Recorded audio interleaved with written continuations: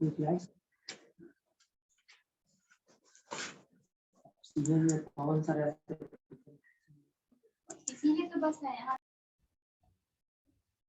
बच्चे previous class में हम लोग डिस्कशन कर रहे थे गारंटीड प्रॉफिट, गारंटी ऑफ क्या पार्टनर, यही था ना। जो एक पार्टनर किसी अनदर पार्टनर को किसी कारणवश, हाँ वो गारंटी देता है कि आप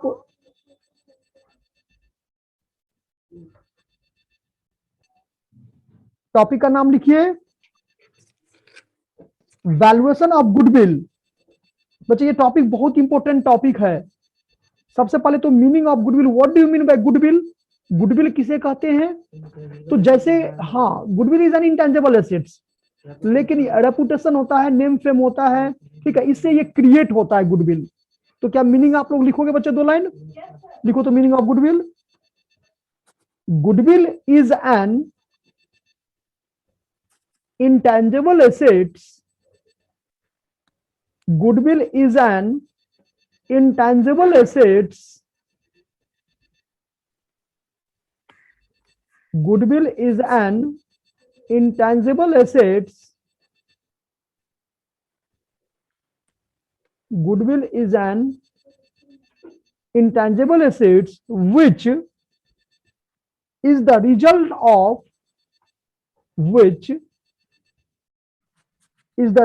of good name, result of good name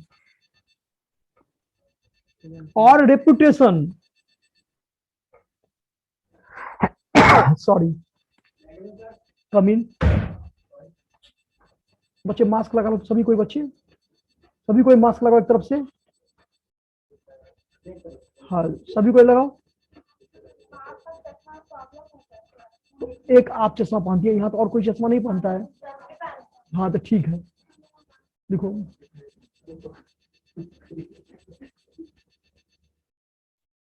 जल्दी करो। हाँ मास्क पहनने से बच्चे। चलिए कंटिन्यू करते हैं। तो गुडविल मीन्स क्या हुआ कि goodwill is an intangible assets. Intangible का मतलब होता है इनविजिबल, जो जिसको कि जो दिखाई नहीं दे, ठीक है। तो गुडविल इंटेंजिबल एसेट्स है। हाँ बोलिए।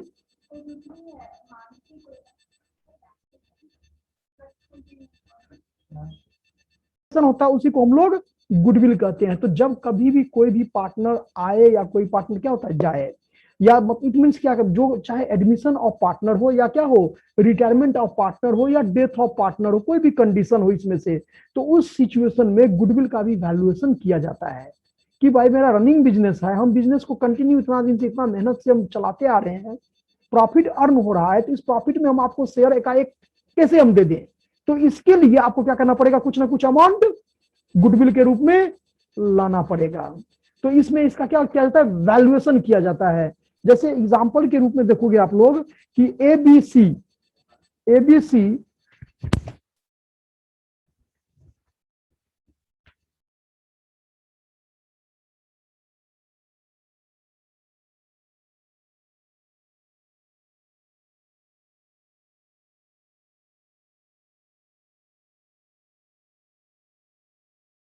आप क्या देखो यहां पर बच्चे कि एबीसी 3 पार्टनर है और डी उस बिजनेस में आना चाह रहा है। कितना ये कर रहा है शेयर कि हम आपसे 1/4 लेंगे। कितना लेंगे?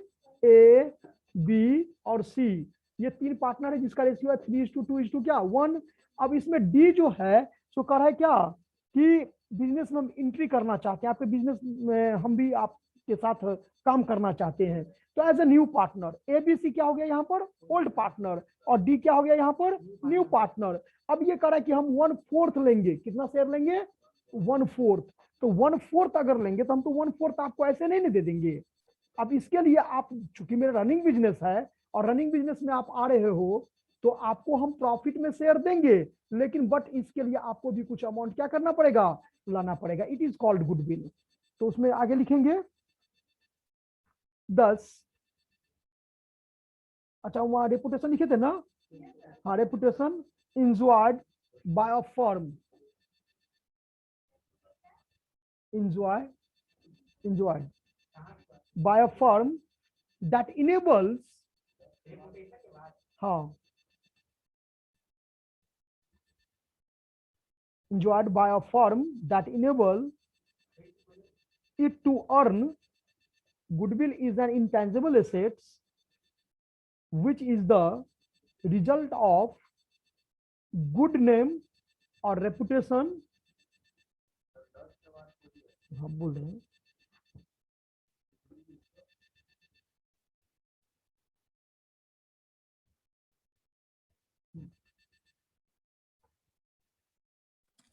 सर एक बार फिर से बोलिए। Goodwill is an intangible asset which is the result of good name or reputation.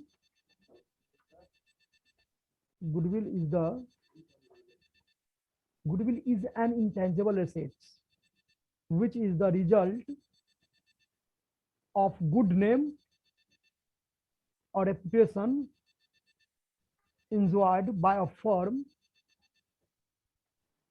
that enables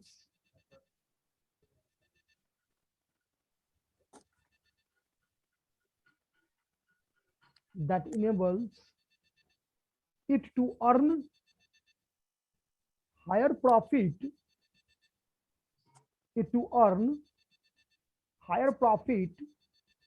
than the normal profit.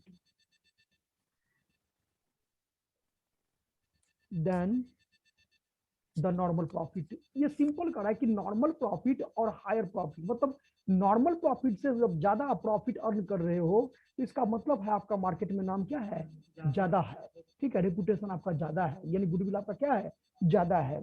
तो उस सिचुएशन में आपको हम ऐसे प्रॉफिट में शेयर नहीं दे सकते हैं, आपको क्या करना पड़ेगा, उसका भी वैल्यूएशन हम करेंगे और जो होगा, अब 1/4 करें ना प्रॉफिट में तो हम 1/4 देंगे आपको प्रॉफिट में शेयर, बट आपको 1/4 के हिसाब से क्या करना पड़ेगा, गुडविल भी लाना पड़ेगा।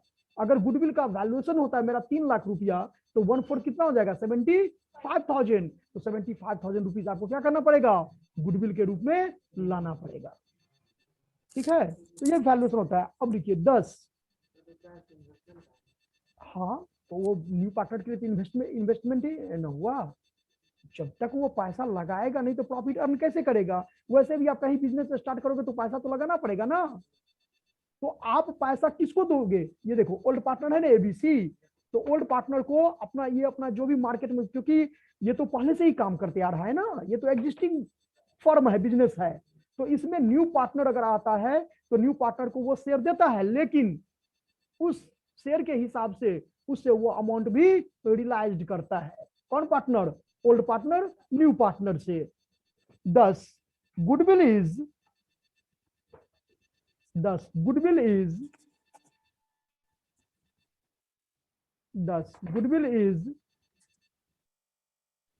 फर्स्ट पॉइंट लिखिएगा, the reputation of the business,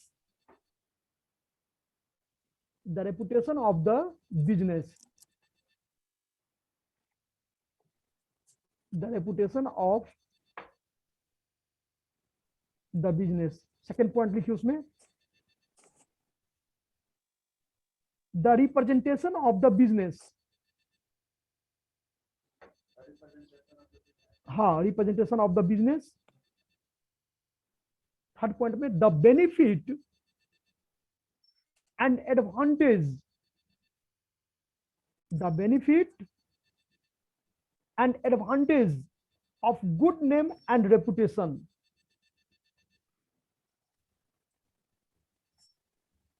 advantage of good name and reputation।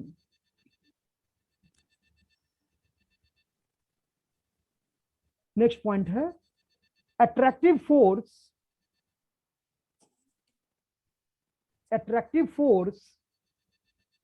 which brings in customers, attractive force which brings in customer, यानी जो, क्योंकि मैक्सिमम सेलिंग होगा तो मैक्सिमम प्रॉफिट होगा, तो कस्टमर को कैसे अट्रैक्ट किया जाए, कैसे अपनी ओर क्या किया जाए, खींचा जाए, हाँ, तो वो गुडविल पर ही डिपेंड करता है। अगर मार्केट में नाम अच्छा है, ठीक है, तो अब जैसे हम लोग समझते हैं कि जैसे जियो लॉन्च किया था तो नहीं था 6 महीना तक क्या होगा, वो फ्री हो जाएगा। ठीक है, तो चलो जियो का ही ऐसा सर्विस है, उसी का मोबाइल क्या करते हैं, परचेज करते हैं और 6 मंथ तक फ्री से क्या करेंगे, बात करेंगे। उस टाइम में तो कोई और कंपनी वाला दिया नहीं, तो उसका वो रेपुटेशन वो क्रिएट किया अपना। ठीक है, बाद में देखिए धीरे धीरे क्या किया वो अपना। तो ये तो मार्केटिंग का टॉपिक है। सिंपल यहां समझना है कि जो भी उसका नाम मार्केट में फैला हुआ है, कोई भी कस्टमर आप देखोगे कि अगर रहता है कंकर बाग में, लेकिन अगर कोई सामान ऐसा है कि दानापुर में उसको मिलता है तो वो वहां पर जाएगा लेने के लिए। ठीक है, क्योंकि वहां का सामान क्या है, अच्छा है, नाम अच्छा है उसका। तो ये जो नेम फेम जो है, ये इसी को हम लोग क्या कहते हैं, कॉमर्स की भाषा में, अकाउंटिंग में गुडविल कहते हैं, और इसका भी वैल्यूएशन होता है। ये इसका पॉइंट हो गया बच्चे। अब इसमें जो है, इसके बाद डायरेक्ट हम लोग पॉइंट पर आते हैं, need for valuation of goodwill. इसकी क्यों आवश्यकता होती है, रिप्रेजेंटेशन। इसका तो प्रेजेंटेशन का प्रस्तुत करना हुआ, बिजनेस का जो भी नाम होता है ना, क्या करना, नाम पर ही दिखता है, जो नहीं कहते हैं। हाँ, ठीक है, वो गुडविल क्रिएट किया वो। ठीक है, हाँ ये देखिए, अब ये बहुत इंपॉर्टेंट पॉइंट है कि need for valuation of goodwill. Goodwill का जो हम लोग मूल्यांकन करते हैं, जो वैल्यू करते हैं, वो क्यों करते हैं, उसकी इसकी क्यों आवश्यकता होती है। तो इसमें पॉइंट है, लिखिए तो सबसे first point, when there is when there is when there is change in profit sharing ratio, where there is a change in profit sharing ratio, इसको शॉर्ट फॉर्म में पीएसआर कहते हैं, प्रॉफिट शेयरिंग रेशियो। अब मान लो कि पहले मेरा जब ये एबीसी 3 पार्टनर था, अब 3:2:1 था पहले। ठीक है, अब हम चाहते हैं क्या, नहीं इसका 2:2:1 होना चाहिए, है ना। तो इसमें प्रॉफिट शेयरिंग रेशियो में क्या किए हम लोग, चेंज किए ना। ठीक है, तो उस टाइम गुडविल का क्या करना पड़ता है, वैल्यू करना क्या आवश्यक हो जाता है। तो change in profit sharing ratio मतलब क्या हुआ कि आप अपने प्रॉफिट शेयरिंग रेशियो में क्या कर रहे हो, चेंज कर रहे हो। जैसे ओल्ड में क्या था, 3:2:1। अब कोई पार्टनर उससे नाराज है, कहता है हम पैसा ज्यादा लगाए लेकिन प्रॉफिट में मेरा शेयर क्या है, कम है। ठीक है, कोई कम लगाया है तो उसका प्रॉफिट शेयरिंग रेशियो क्या है, ज्यादा है। तो ये कम ज्यादा जो है, इसको क्या करने के लिए कहते नहीं ठीक है, तो वो तो एग्रीमेंट होता है बीच में, तीनों पार्टनर, जैसे एबीसी है 3 पार्टनर, तो तीनों बैठ करके विचार विमर्श करके और फिर उसको क्या किया, रेशियो को चेंज कर दिया। तो जैसे ही रेशियो को चेंज करेगा तो उसी टाइम गुडविल का क्या होता है, वैल्यूएशन होता है। सेकेंड पॉइंट लिखिए, when any new partner, when any new partner is admitted या taken firm, जब कोई पार्टनर को क्या करता है, तो अगर इसको सिंपल, इतना लंबा चौड़ा अगर आप लोग को नहीं लिखना है तो सिंपल समझ लीजिए, change in profit sharing ratio, admission of a partner, retirement of a partner, death of a partner, है ना। फिर अमालगमेटेड, अमालगमेटेड समझते हैं, जब दो फर्म जैसे ए बी,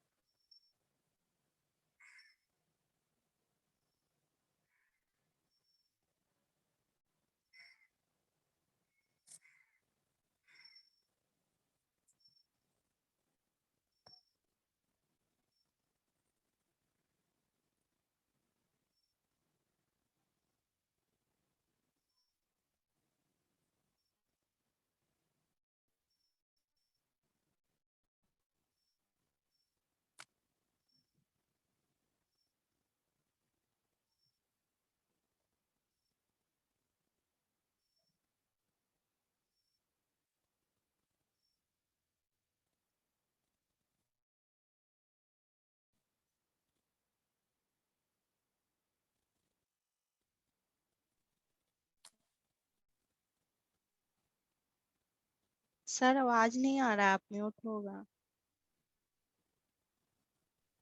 सॉरी बच्चे, देखिए तो यहाँ पर क्या हुआ, जो कहां तक लिखे आप बताइए sir. When new partner, when any new partner is admitted, second point, when any new partner is admitted.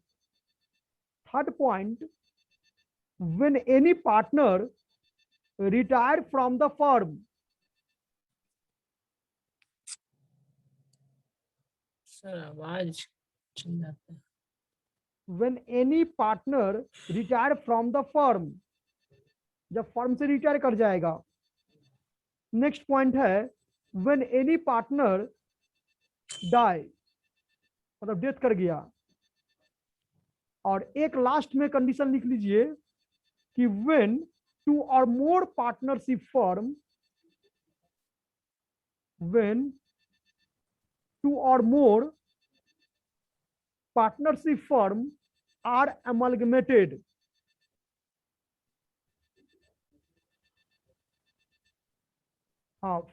When two or more partnership firm are amalgamated, AMALGAMATED,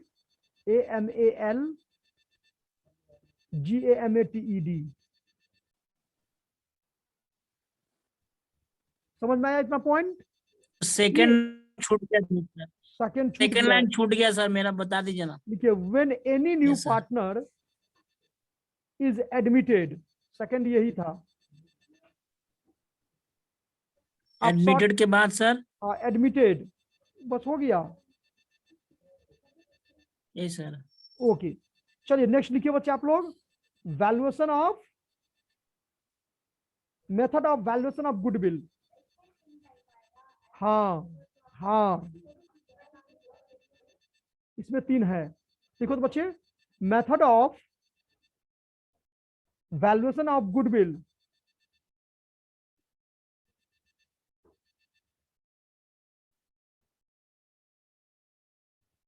There are 3 important method.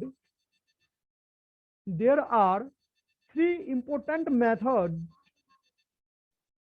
हाँ वो भी कर सकते हैं, actually है क्या यहाँ। अच्छा पहले इसको नोट कर लीजिए बच्चे आप लोग। There are 3 important method of valuating goodwill.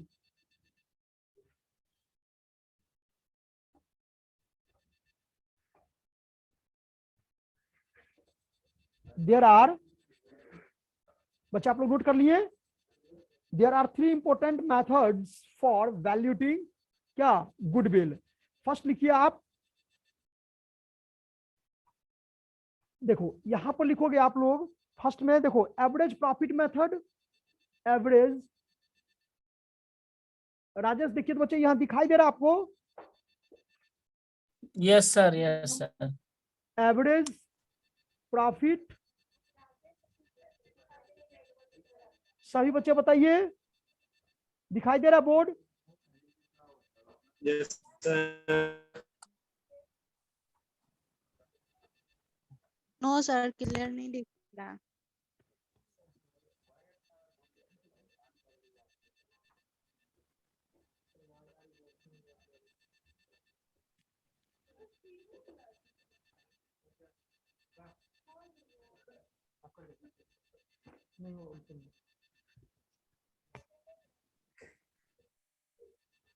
There are 3 important method for valuating क्या गुडविल। फर्स्ट लिखिए एवरेज प्रॉफिट मेथड, सेकंड लिखिए super profit method, average profit method, second लिखिए सुपर प्रॉफिट मेथड, और थर्ड लिखिए कैपिटलाइजेशन मेथड।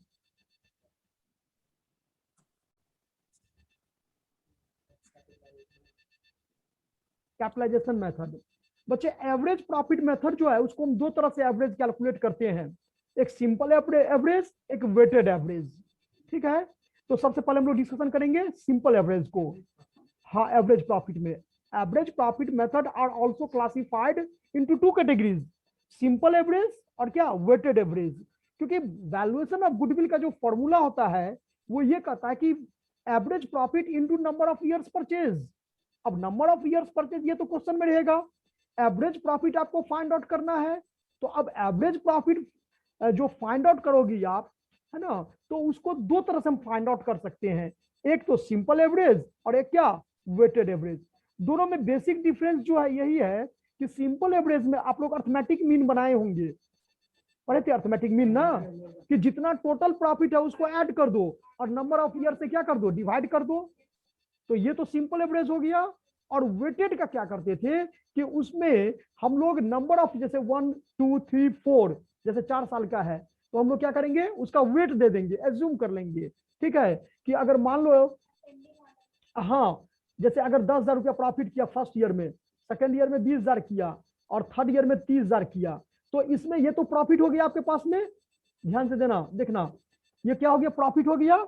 अब इसका हम एक वेट दे दिए, क्या दे दिए, वेट। अब इस वेट में फर्स्ट, सेकेंड और थर्ड, अब हम क्या करते हैं, इसमें प्रोडक्ट को फाइंड आउट करते हैं। क्या करते हैं बच्चे, प्रोडक्ट को फाइंड आउट करते हैं। तो प्रोडक्ट का फॉर्मूला होता है कि प्रॉफिट इंटू क्या, वेट। अब देखो फर्स्ट ईयर का तो 10,000 का 10,000 हो जाएगा, ये कितना देर, 22 जा 40 और 33 जा 19। इस तरह से ये टोटल हो गया आपका प्रोडक्ट।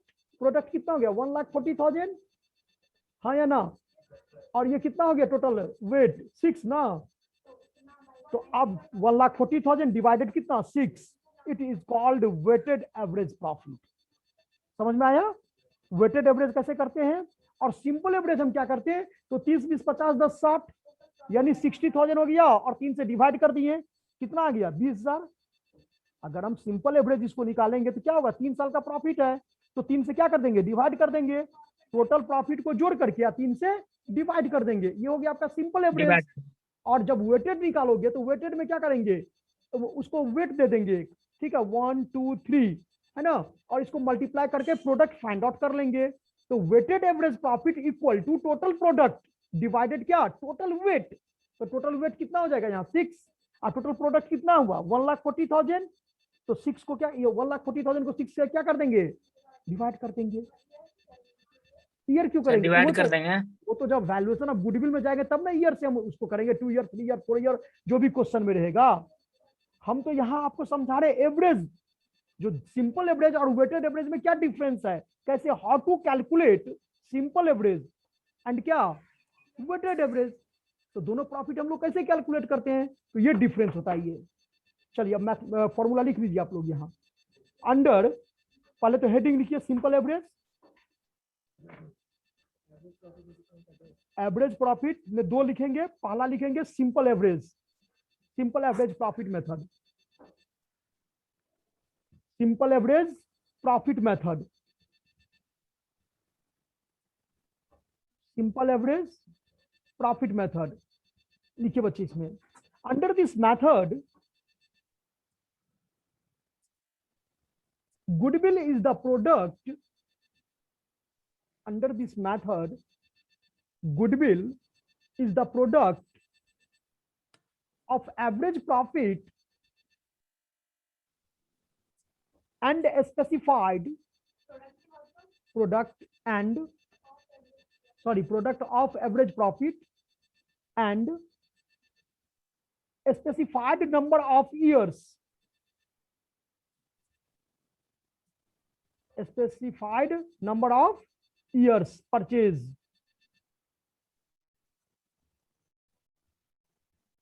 मतलब यहां क्या कर रहा है कि इस मेथड में जब गुडविल को हम लोग कैलकुलेट करेंगे बच्चे, तो average profit into number of क्या, years purchase.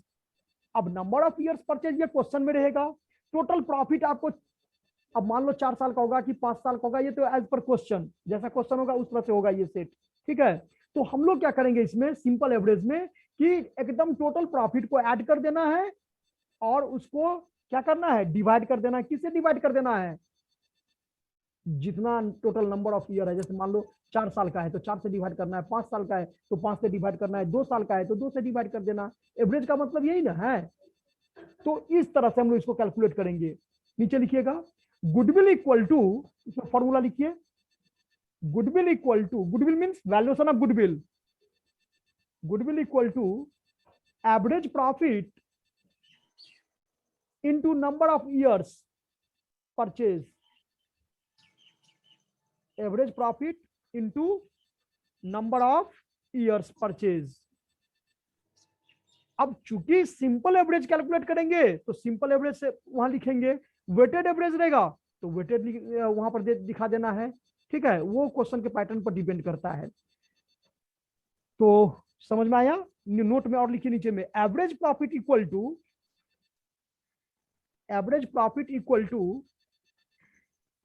Total profit, average profit equal to total profit by number of year.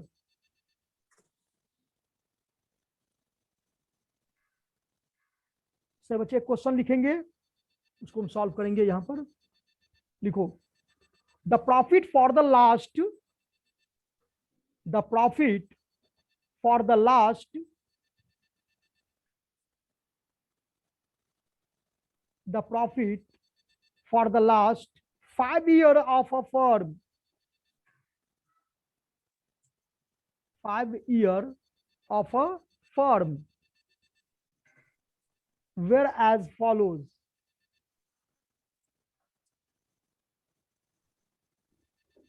Whereas follow, देखिए 2011 में 40,000, सॉरी 4 लाख है। 2011 में लिखिए 4 लाख, 2012 में लिखिए 3,98,000, 3,98,000। 2013 में लिखिए 4,50,000, हाँ 4,50,50। और 2014 में लिखिए 4,45,000, 4,45,000। और 2015 में लिखिए 5 lakh, 5 lakh. Calculate goodwill of the firm, calculate goodwill of the firm on the basis of, calculate goodwill of the firm on the basis of 4 years purchase, 4 years purchase of 5-year average profit, 4 years purchase of 5 years average profit. मतलब 5 साल का जो profit दिया हुआ है, उन प्रॉफिटों को आप एवरेज प्रॉफिट निकाल लो और उसको 4 से क्या करो, मल्टीप्लाई कर दो। यही आपका क्या हो जाएगा, गुडविल आ जाएगा। क्वेश्चन समझ में आया? बहुत इजी क्वेश्चन है। 5 साल का प्रॉफिट है, आपको गुडविल कैलकुलेट करना है, तो एवरेज प्रॉफिट निकाल दीजिए जल्दी से। Yes sir.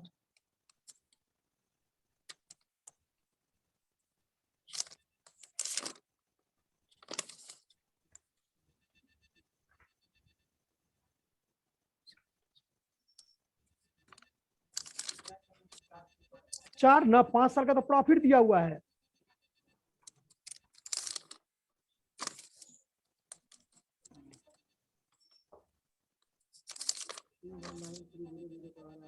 कितना? हाँ ठीक है। और उसको 5 से डिवाइड कीजिए तब ना एवरेज प्रॉफिट निकलेगा।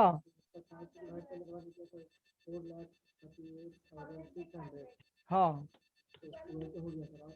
और उसके बाद लिखिए वैल्यूएशन ऑफ गुडविल। जब इतना निकल जाएगा, देखो यहाँ पर बनेगा कैसे, ये हम लोग ऐसे लिखेंगे, वैल्यूएशन ऑफ,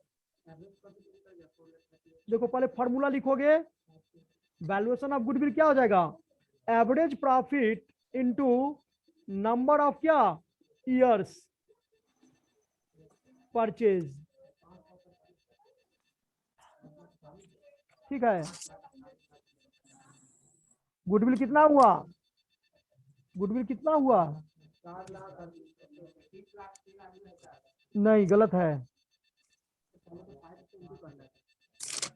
अरे सिंपल, तो इसमें क्या है, 5 से डिवाइड करोगे ना। हाँ तो ये तो एवरेज प्रॉफिट आ गया, उसके बाद इंटू 4 कर दो इसको, 4 लाख हो जाएगा। हाँ नहीं नहीं नहीं नहीं, हाँ ये ठीक है।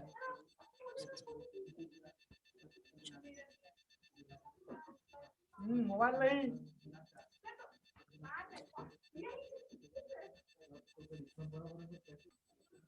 हाँ, next question. The profit earn, देखो, the profit earn by a business, the profit earn by a business over the last 5 years, the profit earned by a business over the last 5 years are as follows.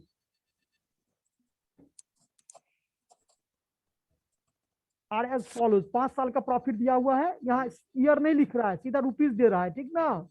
तो 5 साल का है तो ये समझ लो कि 5 साल। हाँ, तो लिखो फर्स्ट में आपका लिखो 12,000, 13,000, 40,000, नहीं 14, 14, 12,000, 13,000, 14,000, 18,000 और 2,000 लॉस रहेगा, सब्ट्रैक्ट कर देना है, ठीक ना। Find out the value of goodwill. Find out the value of goodwill if find out the value of goodwill if it is based on 2 years purchase of the if it is based on 2 years purchase of the average profit of last 5 years.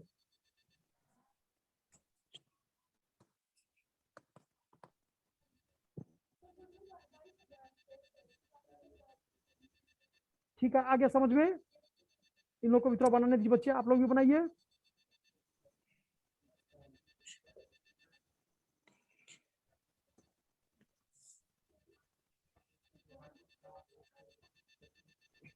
Sir 22,000। हाँ, आप बनाइए राजीव, खुद बनाइए राजीव।